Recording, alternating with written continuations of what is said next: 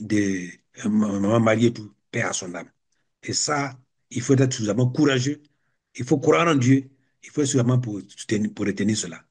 Et nous prions Dieu pour que les morts qui sont couchés là-bas, qui sont couchés autour du Foubaï et au Foubaï lui-même, qui sont dans leur tombe, puissent faire en sorte que le président Tidiane Thiam ait le dessus, puisse servir ce pays-là pour réconcilier tout le monde. Je suis à Abidjan, mais Oui. vu le déroulement des événements en ce moment, Mhm. qu'est-ce qui pourrait se passer en Côte d'Ivoire dans les prochains jours?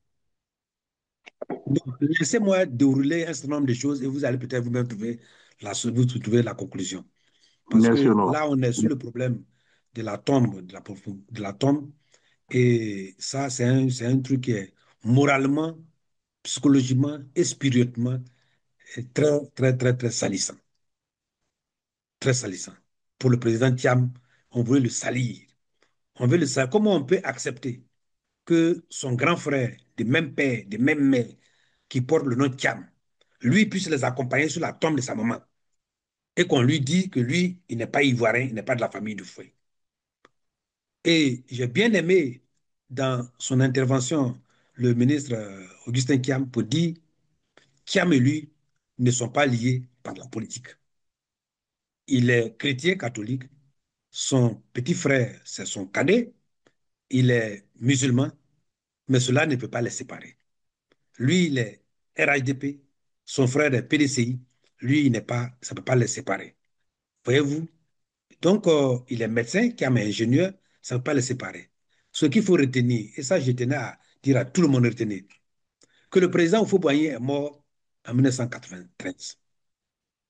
Après ça, le président Bédié a pris le pouvoir immédiatement et il a prolongé la période de deuil que le Premier ministre alors avait fixé à un mois pour donner suffisamment de temps pour que l'ensemble du monde entier et des Ivoiriens puissent rendre hommage à Houphouët. Quand on a rendu le dernier hommage à Houphouët à la basilique Notre-Dame de Yamoussoukro, après qu'on ait fini toutes les cérémoniales, on a remis le drapeau de la Côte d'Ivoire qui était sur le cercueil à Mme Thérèse Foubaï et on a remis le corps à la famille. Parmi ceux qui ont porté au fouet dans sa tombe, les derniers qui ont tenu le cercueil, c'était quatre. Tidiane Thiam était de ceux-là. Tidiane Thiam est parmi ceux qui ont pris le cercueil du fouet et qui l'ont déposé définitivement dans sa tombe. Tout le monde n'a pas eu cette chance. Et je ne sais pas ce qui s'est passé, mais au fond, Boigny a dû tout planifier pour dire que Thiam, Tidiane, tu dois être de ceux qui doivent me porter dans mes deux. Ce n'est pas tout le monde qui a cette chance-là d'être porté par des fils aussi brillants, aussi intelligents dans sa tombe. Voyez-vous? Alors, quelqu'un qui est de ceux-là, lui n'a plus rien à démontrer auprès d'Oufoué qu'il est petit-fils d'Oufoué. C'est ceux qui ne savent pas, qui forcent à vouloir être des Oufouettistes. Mais Kiam, lui, n'est pas Oufouettiste. Il est du sang d'Oufoué.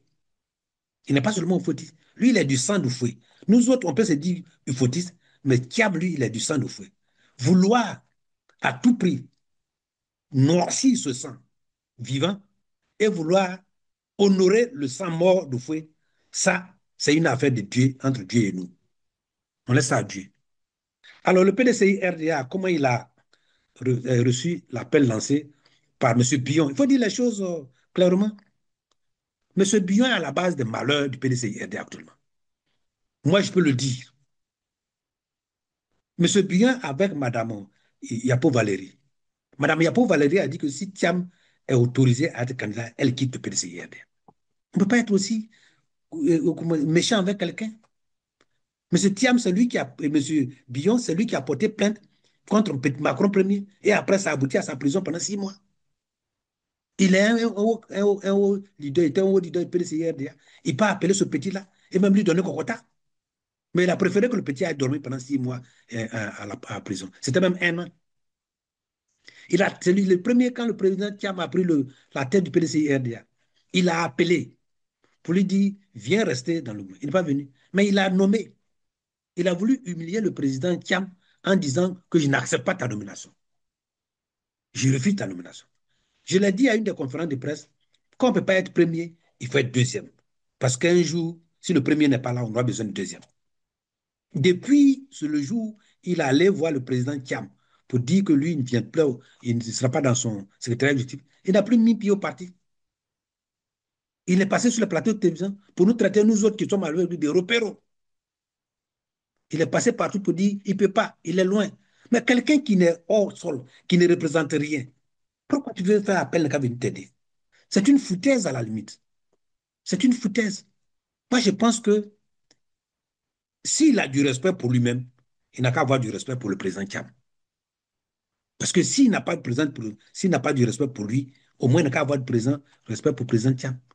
Que de vouloir l'humilier, le traîner partout, et puis à la fin, parce qu'il va avoir moins de 2% des voix, tu es candidat. En ce moment-là, tu dis, bon, non, mon frère Tidjane, il n'a qu'à mettre ses égouts à part. Mais c'est lui, il a mis ses égouts à part. La première chose qu'il doit faire, qu'il devait faire, s'il était un homme normal, un homme politique normal, c'est de dire, je me suis trompé, on n'a qu'à demander pardon à mon frère Tidjane Thiam. Il devait commencer par là. S'il commence par là, déjà au moins, on peut dire que non, il allait dormir, il a réfléchi, il a vu ses erreurs. Mais Thiam n'est pas celui qu'on prend dans la rue comme ça et puis on ramasse. Thiam a fait des bonnes études. Un jour viendra où nous allons tous montrer comment nous avons fait nos études. Comment nous avons fait nos études. Thiam a travaillé de lui-même. Il n'a pas hérité de son poste à Prudential et à Crédit Suisse. Thiam ne les a pas hérités. Son père n'est pas propriétaire de Crédit Suisse ou bien de Prudential. Il a soumis sa candidature, il a été recruté. Il a été le premier Ivoirien à aller à la Polytechnique. C'est pas son papa ou qui a corrigé les épreuves de Polytechnique. Donc, il ne faut pas qu'il vienne voir, il n'a qu'à considérer un peu, tiens, si lui ne se considère pas, il n'a qu'à considérer, tiens. Et puis, c'est sur des antennes, tu viens comme ça lancer un truc. C'est une foutaise. J'ai dit aux militants du PDC, le président Kiam, que j'ai eu tout à l'heure, que je viens de quitter tout à l'heure, nous en avons discuté. Les gens, il ne faut pas qu'ils l'écoutent. Ils ne vont le laisser aller s'humilier. Ceux-là, leur volonté, c'était on retourne au RHDP. Par là-bas, ils vont manger. Mais on ne les empêche pas de manger. D'autres ont déjà mangé, ils sont déjà rassasiés là-bas. Vous pouvez aller les remplacer. Si vous trouvez que le manger est fini, allez dans la cuisine, nettoyer les casseroles. Peut-être que vous allez avoir un peu à manger. Lui, il dit qu'il est riche, il n'a pas besoin de ça. Donc, il n'a qu'à rester là-bas. Qui ne s'est jamais proclamé parmi les riches de Côte d'Ivoire. Voyez-vous? Nous savons tous comment les choses se font faites en Côte d'Ivoire. Moi, j'ai été du secteur agricole. Et il ne faut pas que les gens nous disent des choses. Il ne faut pas qu'on qu rester comme ça. Si on avait été retenu comme candidat, nous, on sait qu'il était candidat. Moi, j'allais faire du face-à-face avec Bion sur le secteur agricole. Moi, Bredouми. Et si au sorti de là, il n'allait plus parler de l'agriculture en Côte d'Ivoire. Moi, Bredoumi, je le répète. Et il nous traite, nous sommes des repéros. Alors, il n'a qu'à aller avec ça. Non. Vraiment, je pense que militants et militants du PDC et des sympathisants, concentrons-nous sur notre combat pour qu'il y ait des élections inclusives, démocratiques en Côte d'Ivoire et que le meilleur gagne. Si Bion est le meilleur, il va le gagner. Mais s'il n'est pas meilleur, il ne faut pas qu'il vienne. Il a décidé librement d'aller taper le PDCIRD en public. Aujourd'hui, il a dans son staff ceux qui ont esté le PDCIRD en justice. Ceux qui ont rébissé pour empêcher Kiam d'être candidat. Ceux qui ont rébissé, ils ont voulu même dissoudre le PDCIRDA. Et ils n'ont pas cédé. Aujourd'hui, tu vas t'asseoir sur quelque part pour dire mon frère n'a qu'à mettre son égo à part. Lui, il a un égo, toi, tu n'as pas d'égo. Arrêtons ça quand même. Même si on n'a pas voulu, on veut être un peu poli et gentil, mais il ne faut pas attaquer le chef. Quand on attaque ton chef, tu dis non, comme c'est le chef, c'est pas moi. C'est que toi-même, tu ne considères pas le chef. Nous, on considère Kiam. Il est plus jeune que moi. Moi, j'ai connu Bion avant Kiam. Mais j'ai choisi Kiam pour laisser Bion. Et je sais pourquoi. Et je ne le regrette pas. Donc, avançons. J'aimerais poser une question concernant la situation qui se passe en Côte d'Ivoire. Mhm. Suivant les actualités, on voit que c'est le PPACI est un peu devant. Que les passions du PPACI sont sur le terrain qui font les marches. Mais quel en est des passions du PDCI? Parce que je pense que si les passions du PDCI se lèvent, qui font les marches, ça va mettre la pression sur le pouvoir en place. Quelle est votre stratégie actuellement pour qu'on on mette la pression du côté du PDCI aussi. Merci beaucoup. Je pense que, voyez-vous, euh, je vais te répondre parce que tu dis que tu es aux États-Unis d'Amérique. Vous savez, aux États-Unis d'Amérique, c'est le vote là-bas, il y a des bastions. Mais aucun bastion aujourd'hui du PDCI-RDA n'a abandonné le combat. N'a abandonné le combat. Le vrai combat du RDR, c'est le PDCI-RDA. La vraie adversaire du PDCI-RDA. Et notre association avec le PPACI, c'est ce qui a fait qu'aujourd'hui, on matraque le PDCI-RDA. C'est notre association. Mais nous l'assumons. Et des gens disent que le PDCI-RDA, j'ai vu quelqu'un dire c'est un parti de gauche. PPACI, on ne doit pas le faire. Mais le président Bédier l'a fait. C'est le président Bédier qui a créé cette alliance. Quand le président Gbagbo est arrivé d'exil, il allait voir le président Bédier. Moi, j'étais là-bas. Et c'est là-bas qu'ils ont décidé de faire une alliance non idéologique. Dikayu est là, pas témoin. Tout le monde était là. Revoyez le film. Donc aujourd'hui, une stratégie, ça ne s'expose pas. Si le président Thiam n'était pas à l'extérieur, le combat n'aurait pas pu démarrer. Ça, je peux vous le dire. Le combat n'aurait pas pu démarrer. C'est parce qu'il est à l'extérieur que le combat a pu démarrer. Aujourd'hui, on parle d'Amnesty. Mais Amnesty, là, c'est une organisation internationale. C'est parce qu'ils ont des éléments. Moi-même, ils m'ont contacté. Ils ont des éléments. Et ces éléments-là, ça met les gens mal à l'aise. Aujourd'hui, le président Akosi Bengué, il est où? Il est du Sud. Abiraou est du Sud. Emou est du Sud. Mais le Sud, là, c'est pour tout le monde. Donc, pour pas dire les bastions du PDCI ne sont pas en congé. Est-ce qu'on a abouti au chemin? Le président Ofoboyen dit on ne juge pas au départ, il faut ajuster à l'arrivée. Dans des stratégies, tout le monde ne met pas sa tête au même moment. Cocody, là, si on a dit les gens n'ont qu'à se lever à Cocody, là, si on devait faire la marche à Cocody, pourquoi ils ont interdit? Pourquoi ils n'ont pas interdit la marche de Yopougon? Parce qu'ils peuvent circoncilier Yopougon, mais ils ne peuvent pas circoncilier Cocody. Mais Cocody, c'est PDCI, RDA, c'est un bastion. Voyez-vous? Donc, il ne faut pas, comme on appelle, résumer la chose en passion. Si on a décidé d'être ensemble, c'est pour associer nos forces. Et si le PPACI a enclenché à l'intérieur, le PDCI RDA a enclenché à l'extérieur. Quand on fait les meetings à l'extérieur, le PDCI RDA est bien présent. Donc, je pense que on est en train de courir. Courir et se gratter les fesses ne vont pas ensemble. Cette affaire de dire, bon, telle personne en face, nous, notre problème, c'est que le front commun puisse gagner. Dans le front commun, là, quand on a mis ensemble, là, on dit on va gagner, là. Ça peut être le président Gbagbo, ça peut être le président, comment on appelle, Thiam. L'essentiel, c'est que cette dictature-là arrête. Quand on a mis en 1900, en 1900, en 2010, on faisait PDCI, RDR. Quels sont ceux qui ont le plus mobilisé? Quels sont ceux qui ont fait basculer la balance? Ce sont les bastions du PDCI, RDA. Le président Bédia a convoqué tout le Baoulé, tout le monde, et on a donné le nom à Languessan. C'est ça qui a fait basculer la chose. Même malgré ça, aujourd'hui, il n'y a rien qui conteste cela. Donc, j'ai un oncle qui m'a appris la politique. Il s'appelle Kobena Yini Mustafa. Il a dit, quand vous avez besoin de 100 000 francs CFA pour résoudre un problème vital qui va déterminer vos vies, vous avez 99 000. Celui qui a 1000 francs, là, il a même importance au moment précis là, que toi, parce qu'avec ces 1000 francs, vous résolvez vos problèmes. Vous sauvez la vie. Donc, on ne regarde pas le projet, ce n'est pas une pondération, c'est une association de forces.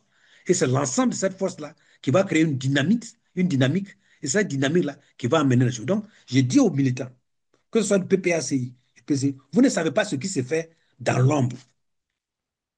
Même les jumeaux, quand ils naissent là, il y a un qui naît avant l'autre. Les jumeaux là, ils ne sautent pas devant la maman en même temps. Voilà.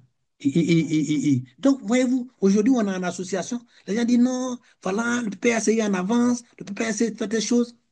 Mais le PPACI n'a pas dit que lui n'a pas besoin de PDCI-RDA pour avancer. Nous aussi, on n'a pas dit qu'on n'a pas besoin du PPACI pour avancer. C'est parce que chacun a besoin de l'autre. On appelle ça une liaison covalente. Donc, attendons. Il y a des moments où vous allez sembler que c'est le PPACI. Il y a des moments où vous semblera aussi que c'est le PDCI-RDA. Mais l'essentiel, c'est que les deux avancent un pas après l'autre et puis qu'on puisse gagner. Donc, moi, ce que je voulais dire, c'est ça. Voilà, le retrait des cartes. Vraiment, voyez-vous, en politique, il faut savoir, il faut comprendre les stratégies de l'adversaire. Depuis qu'on a commencé à distribuer les cartes, depuis les différentes élections, jamais vous n'avez entendu un président de CEI dire que si vous ne retirez pas votre carte pour les présidentielles, vous ne pourrez plus retirer votre... Jamais. On n'a pas dit ça. On dit allez-y retirer vos cartes. Et pour les élections prochaines, si vous n'avez pas vos cartes, vous arrivez dans le bureau de vote, les cartes sont là. Vous pouvez les retirer et puis aller. Mais pourquoi aujourd'hui, subitement, on dit si vous ne retirez pas votre carte pour la présidentielle, vous ne pouvez pas retirer pour les autres? Je vais vous expliquer pourquoi. Deuxièmement, regardez quelle est la publicité qui est en train de se faire autour de retrait de cartes par les pontes du RDR. Je suis venu retirer ma carte. Je suis venu. Et puis quoi? Vous êtes un individu, vous êtes allé retirer votre carte. Et puis quoi? Tout le monde peut aller retirer. Mais pourquoi ils font ça? Ils font ça, c'est une publicité pour dire aux gens, allez-y prendre vos cartes. Si tout le monde retire sa carte, alors leur stratégie, c'est de dire qu'il y a eu un taux de participation élevé. Parce qu'on ne saura pas qui est allé voter, qui n'a pas voté. Ils vont bourrer les urnes. Ils se sont déjà donné un taux de participation de l'ordre de 75%. Donc, c'est ça qui les préoccupe. Parce que rappelez-vous qu'en 2020, malgré tout le bruit qu'on a fait, les organisations internationales ont montré qu'il y avait à peu près moins de 9% de taux de participation. Donc, ça ne donnait pratiquement pas une légitimité. Cette fois-ci, pour prendre le taureau par le corne, ils veulent dire que tout le monde n'a qu'à le faire. C'est ça qu'on intimide les gens. Moi, j'ai posé la question aux juristes. Il n'y a aucun test qui dit que si vous n'avez pas retiré votre carte pour les présidentielles, vous ne pouvez pas le faire ailleurs. Si le président de la CEI est en train de le dire, c'est contre les tests, c'est parce qu'on lui a dit de prendre cette disposition-là pour intimider les gens, pour que les gens aient retiré, pour qu'ils puissent dire, dans mon village, comme dans mon village, s'il y a 1200 inscrits, qu'il y a 1100 qui ont retiré leur carte, ils peuvent vous dire après qu'il y a eu 1000 qui ont voté. Personne ne peut dire. Mais si dans le village, 1200 inscrits, 200 ont retiré la carte, ils ne pourront pas dire qu'il y a 1000 qui ont voté, parce que ça, on va dire, mais les gens n'ont pas retiré leur carte, ils ne sont même pas allés là-bas. Voyez-vous, donc, tout ça, c'est une stratégie pour le faire. Et nous devons condamner cela. Et par ailleurs, le vote en Côte d'Ivoire n'est pas obligatoire. En Côte d'Ivoire, le vote n'est pas obligatoire. À partir du moment où le vote n'est pas obligatoire, on ne peut pas intimider les gens à aller retirer leur carte d'électeur. D'ailleurs, quand vous êtes inscrit sur une liste électorale, tant que vous n'êtes pas décédé, tant que pour des problèmes juridiques, vous n'êtes pas dedans, vous avez le droit d'y être et vous avez le droit de voter. Donc, personne ne peut vous empêcher de voter. Donc, la décision du président de la CEI est une décision anti-réglementaire et antidémocratique. Donc, le parti, pour le moment, critique cela. Le reste, le vote n'étant pas obligatoire, et nous respectons la liberté des uns des autres, nous pensons que ceux qui n'ont pas leur carte maintenant pourront l'avoir pour les prochaines élections législatives. Donc, c'est tout ce que nous avons dit. Le président n'a pas tranché sur ce problème-là, mais je pense que nous devons plutôt nous focaliser. Pourquoi ils veulent forcer les gens à aller retirer leur carte avant les présidentielles? Les présidentielles peuvent ne pas m'intéresser et puis les législatives peuvent m'intéresser. Pourquoi on me dit que si je ne suis pas allé aux présidentielles, je ne vais pas aller aux législatives ni au communal? Quel test qui dit cela? Ça, c'est aussi, c'est la violation de la liberté des gens, comme le sait faire le président de la CEI, qui chaque fois dit quelque chose et fait l'inverse. Vous vous rappelez bien que c'est le même président de la CEI qui a dit que si vous n'êtes pas inscrit, qu'on devait faire le dossier de nos candidats. Il est venu dire que si vous n'êtes pas sur la liste électorale, vous ne pouvez pas faire des dossiers. Quand Maître Blessier et moi on a apparu, il a reculé. C'est le même monsieur qui était dans les bureaux de vote pour dire que si vous avez la carte d'identité, il faut forcément ajouter l'extrait de naissance. Après, il a reculé. Donc, lui, il crée ses lois en fonction des instructions qu'on lui donne. Donc, n'écoutez pas les gens. Si les présidentielles ne sont pas transparentes, crédibles, et qu'on veut qu'on les accompagne, que les citoyens ne veulent pas, les citoyens sont libres de se comporter comme ils veulent. On ne peut pas forcer un citoyen. Ils ont donc peur du président qui aime ce tout. Et donc, moi, je pense que sur ce côté-là, nous ne sommes pas un parti qui intimide les gens. Certains ont besoin de ça, peut-être même pour d'autres dossiers. Donc, ils peuvent bien le faire, mais le parti n'a pas, c'est pas prononcé, mais le parti s'est prononcé sur la violation des tests par rapport à ce processus de retrait des cartes. et à l'intimidation et à cette stratégie de pouvoir pousser les gens à les prendre et puis ils vont utiliser pour bourrer les urnes pour dire qu'ils ont 75% de taux de participation et puis en ce moment-là, donner l'idée que la communauté internationale va dire, bon, tout compte fait, les Ivoiriens ont participé. C'est faux. Il ne faut pas que les gens les regardent pour cela. Si c'est mal fait, il ne faut pas qu'il y aille. Attendons, les choses évoluent en fonction de l'évolution de la situation. Si le parti va donner une orientation claire, il donnera une orientation claire. Mais pour le moment, nous pensons qu'ils ont mis la charrue avant les bœufs, ils veulent intimider la population et que la population n'a qu'à dire non, ils ne peuvent pas les intimider. Personne ne pourra empêcher quelqu'un d'aller retirer sa carte pour aller aux législatives. Ce n'est pas possible. À moins qu'en ce moment-là, ils n'ont qu'à en même temps déclarer que ceux qui vont être élus, et puis on avance. On aura un président plébiscité sans élection, on aura des députés choisis, et puis on avance. On sera donc dans une situation de monarchie, et puis on avance. Voilà. C'est ce que je peux dire pour le moment là-dessus. Les candidats les plus crédibles qui ont été exclus. Donc, avec ces exclusions-là, on ne peut pas aller aux élections. Donc, aussi, dans tout ce que nous faisons, il faudrait qu'on pense aussi à la transition parce que nous sommes tous convaincus qu'il ne peut pas y avoir d'élection. Merci, honorable. Oui, merci beaucoup. Moi, je pense que ceux qui veulent, qui se disent candidats, moi, je suis un peu les déplacements des gens. Mais vous voyez-vous, madame, il y a à peu près 22 000, 23 000 bureaux de vote. Des trois candidats, des autres candidats là, qui peut avoir déjà 3 000 représentants de bureau? Il faut deux. Et puis après, des suppléants. Qui peut les avoir? C'est qu'il y a des bureaux de vote où ceux-là ne seront même pas capables, ne seront même pas représentés. Certains se disent seul élu du PDCI dans le Nord. Mais combien de tournées ils ont fait dans le Nord? Ils vont mobiliser combien de voix dans le Nord? Quand on regarde là, est-ce qu'ils vont les avoir dans le Nord? Ils ne peuvent pas aller là-bas. Donc, voyez-vous, c'est une mascarade. Ils vont être même battus dans leur propre fief, dans leur propre département. Donc, moi, je pense que nous ne parlons pas de transition, nous parlons de dialogue. C'est par le dialogue que tout ce qui va être processus suivant va sortir. On ne peut pas s'asseoir pour dire non, on veut une transition. Ce n'est pas comme ça. On dit qu'il faut aller au dialogue. Si le dialogue s'impose, alors les solutions pour la suite vont se trouver entre nous. C'est ce que nous disons. Nous, au PDCI-RDA et le PPAC, on a ouvert à tout. On dit qu'il faut des élections inclusives, transparentes, avec une leader auditée. Si cela est acté par tous les acteurs, y compris le parti au pouvoir, alors on verra comment on va mettre ça en œuvre. Donc, pour le moment, le mot transition, ce n'est pas ça qui nous intéresse. C'est comment on s'organise pour qu'au sortir de ces élections, le vrai choix du peuple s'impose. C'est ça qui est le plus important. Alors, quelqu'un m'a dit, on est en train de faire du boycott et le choix avance. Voyez-vous, moi, le combat, la bataille politique, la lutte politique n'est pas un contrat à durée déterminée. Nous autres, de notre âge-là, nous faisons le combat. Mais ceux qui ont 20 ans, 30 ans, c'est eux qui me dire, ce combat-là, les gens l'enclenchent pour nous. Ils le font pour nous. Et comme je dis souvent, je donne deux exemples. Aujourd'hui, les gens sont en train de dire, quand ils disent qu'ils vont régler notre compte, ils vont nous gérer. C'est parce qu'ils savent que ce n'est pas facile. Si les choses étaient aussi simples, ils n'allaient pas faire cette menace-là. Quelqu'un qui ne compte même pas une minorité. Une minorité, on n'a pas peur d'une minorité. On continue, on fait les élections, et puis après, bon, on dit, bon, ceux-là, c'est les minorités, on avance. Mais si on dit, je vais les gérer, je vais faire ceci, et on en parle, en ce moment-là, on sait que ce qu'on appelle minorité, là, en réalité, c'est quelqu'un qui a un poids. Et c'est ce poids-là que nous voulons que le peuple comprenne. C'est clair.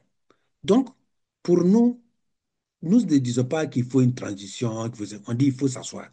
Et j'ai donné la dernière fois l'exemple du match Côte d'Ivoire-Mali pour la CAN. Rappelez-vous, madame, peut-être que vous ne suivez pas le football, mais les Ivoiriens aimaient tellement ça. Et on était à la 89e minute. 29e minute, nous étions en effectif réduit. Nous étions menés 1-0. Ce diagnostic-là devrait faire en sorte qu'on devait aller à la résignation pour dire c'est fini, c'est pas la peine, etc., etc. Il faut qu'on fasse en sorte qu'on ne prenne pas beaucoup plus de buts et qu'on arrête. Mais vous avez vu, à la 89e 17 secondes, malgré ça, l'entraîneur a fait rentrer, comme on appelle, Adingra et je crois Halle. Mais voyez-vous, l'autre entraîneur, lui, il a commencé à faire la défensive, il a sorti des attaquants pour faire rentrer des défenseurs, pour garder son avantage. Mais au finish, on a retiré. Et comme on allait aux prolongations, comme il ne pouvait plus faire des remplacements, des choses, il a déjà fait réduire ses attaquants. Et à la 120e minute, on a gagné. Ce qui s'est fait au football, là, ça peut arriver aussi en politique. Quand on tire à la corde, notre main est chaude, notre paume a chauffé, mais notre paume aussi a chauffé. Donc, ils n'ont qu'à commencer à faire. Nous, on continue de lutter et on demande au peuple de nous aider à faire aller au dialogue. Et pour aller au dialogue, ce sont les manifestations pacifiques et démocratiques qui vont montrer qu'effectivement, ceux qu'on compte de minorités là sont majoritaires. Si on est minoritaire, on est 200 personnes. Il fallait nous laisser, on allait flotter sur le boulevard Latry. Ils ont peur de nous voir sur le boulevard Latry, de voir la population sur le boulevard Latry. C'est ça pourquoi ils ont empêché. Parce que les gens allaient voir le monde qu'il y avait. On a vu à Yopougon. On disait qu'il ne serait mais quand on a vu, depuis la sortie de Yopougon, le 9, on ne veut plus nous laisser sortir. Donc, madame, je pense que le mot transition, c'est pas ce que nous cherchons. Nous cherchons un dialogue qui va permettre à tout le monde. Ce sont les conclusions du dialogue qui vont s'imposer à tous. Voilà.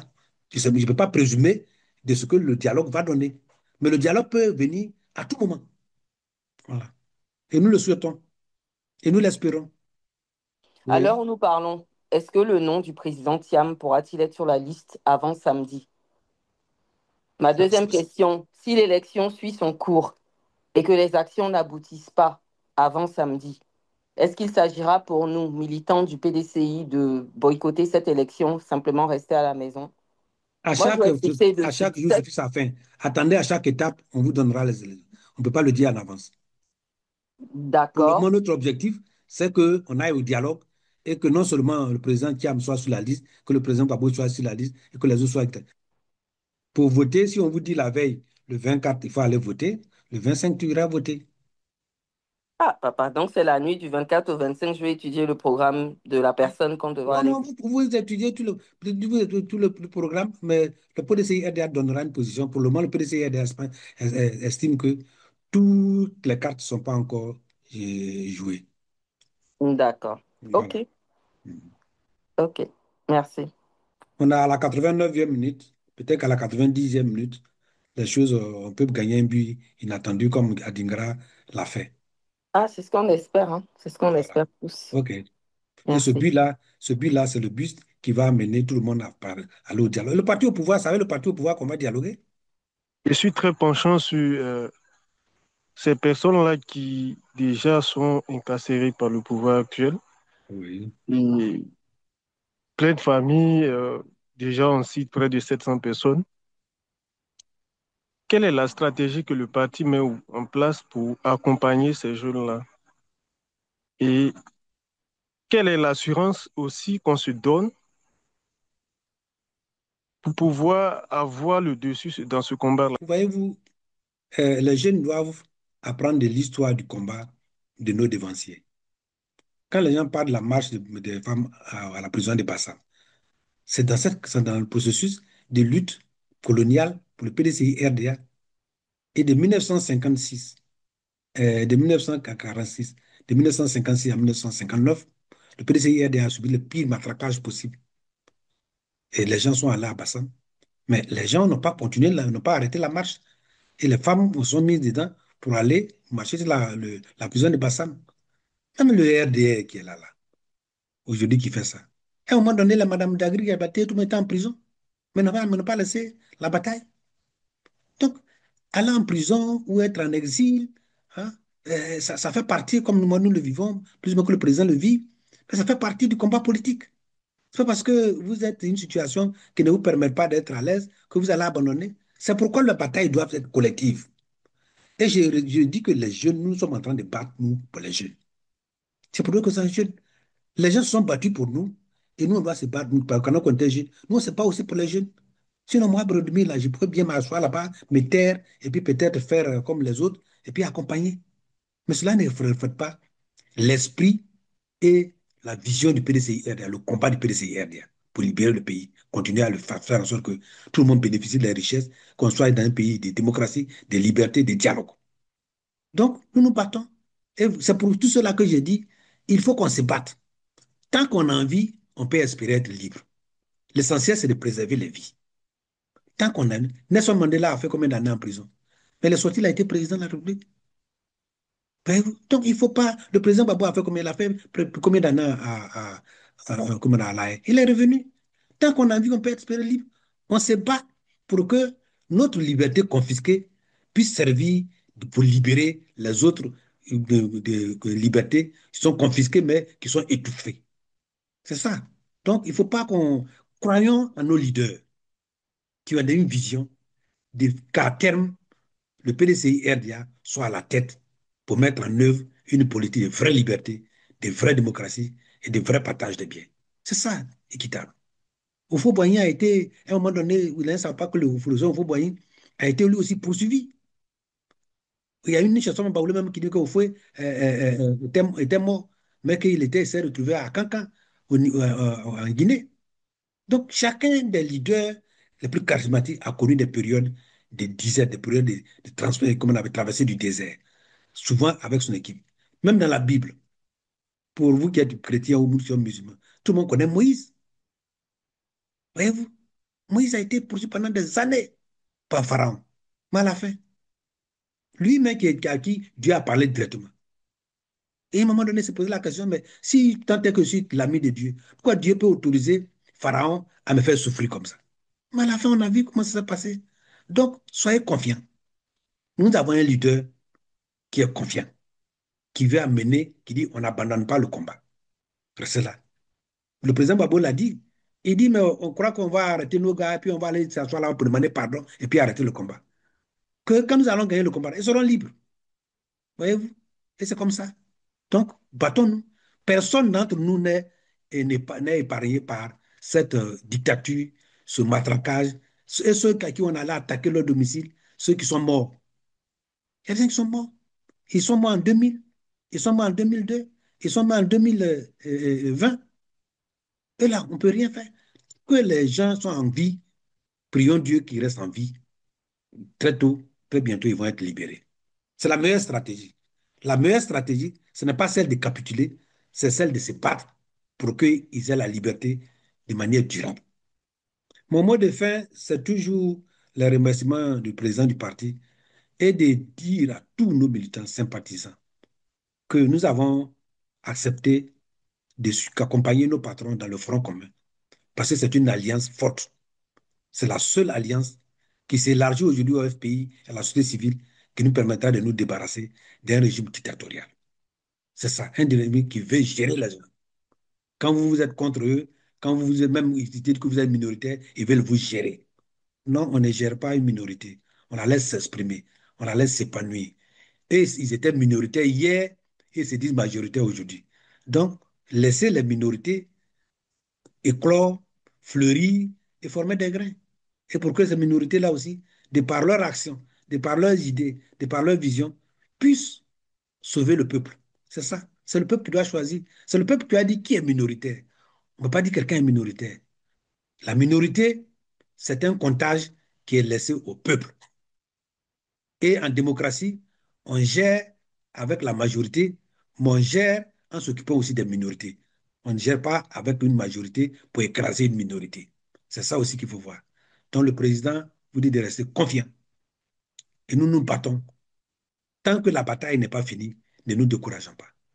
Et la bataille en lutte politique, ce n'est pas un contrat à durée déterminée. C'est un contrat à durée indéterminée. Quelle que soit l'issue de cette lutte, nous allons continuer le combat. Et le combat de libération de la Côte d'Ivoire, le combat pour que la Côte d'Ivoire soit plus démocratique, que les richesses de ce pays soient partagées de manière équitable, que la Côte d'Ivoire retrouve moins de pauvres, que la Côte d'Ivoire moins de corruption, que les paysans ne soient pas grugés pendant des années. Et puis, par une année électorale, on leur met quelques francs de farce pour dire non, vous avez gagné, puis les gens crient, et puis c'est fini. Tout ça là, ce théâtre-là, que ça s'arrête pour que les Ivoiriens se sentent à l'aise. Qu'on arrive à un pays où le mérite compte plutôt que l'appartenance à un parti ou à une région ou à une famille. Et que tout ce qui est détournement des biens publics, des spoliations de nos terres, de nos maisons, de nos territoires, de nos libertés, de nos santé, de notre éducation. Aujourd'hui, les Ivoiriens, les élèves terminales testent niveau troisième. Ça fait honte. Même si quelques-uns réussissent à sortir, mais ce n'est pas ça qui est important.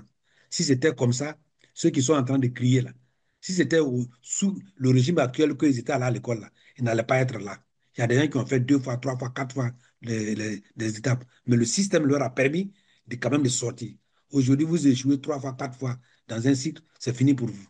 Et ça, c'est le PDCI RDA qui l'a fait. Le PDCI RDA doit revenir pour que les Ivoiriens se sentent chez eux, libres chez eux, heureux chez eux, et qu'ils ne soient pas obligés de traverser l'Atlantique pour venir se tuer dans les mers parce que pourtant on dit qu'on est un pays où tout va bien là-bas. Bravo à tous pour ce que vous avez fait au nom du président Kiam. Merci.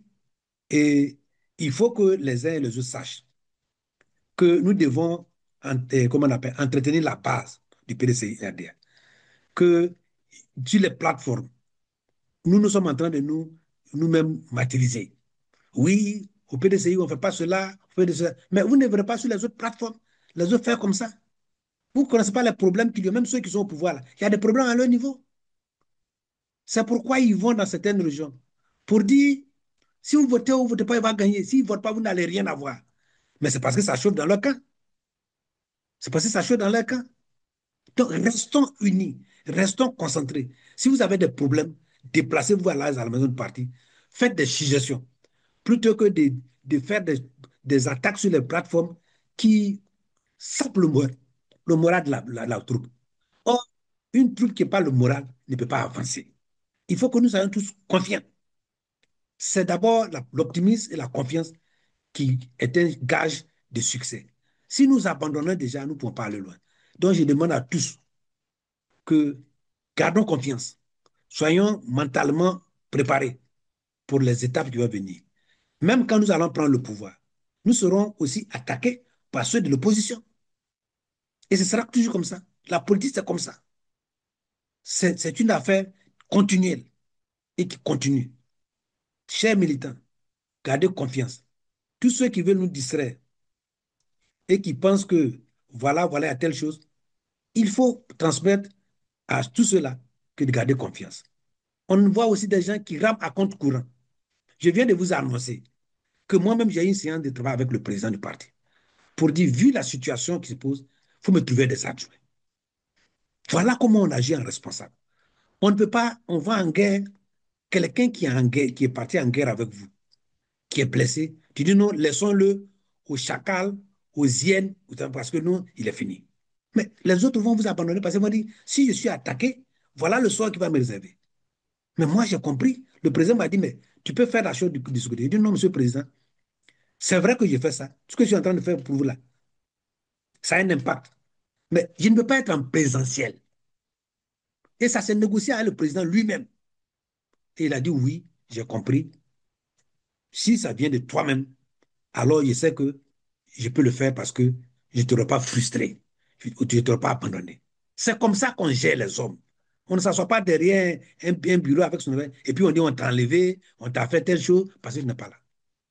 Mais peut-être même que les enlevés sont plus recherchés. C'est parce qu'il est plus recherché, parce qu'il a attaqué. Quelqu'un qui est un attaquant, on fait un tacle contre lui, il a mal à la cheville. Tu dis, mais toi aussi, pourquoi tu es tombé? Voyez-vous? Soyons conséquents envers nous. Nos responsables qui sont sur place doivent rassembler, doivent communiquer, doivent échanger pour que nul ne soit frustré dans ce combat-là et qu'on aille droit. Nos chances sont intactes. Nos chances sont intactes. Je peux vous le dire, rien n'est perdu. Rien n'est perdu. Rien n'est perdu. Tout est à gagner. Et ceux qui veulent pensent que nous sommes minoritaires verront un jour que nous aussi, on sera majoritaires. Voilà.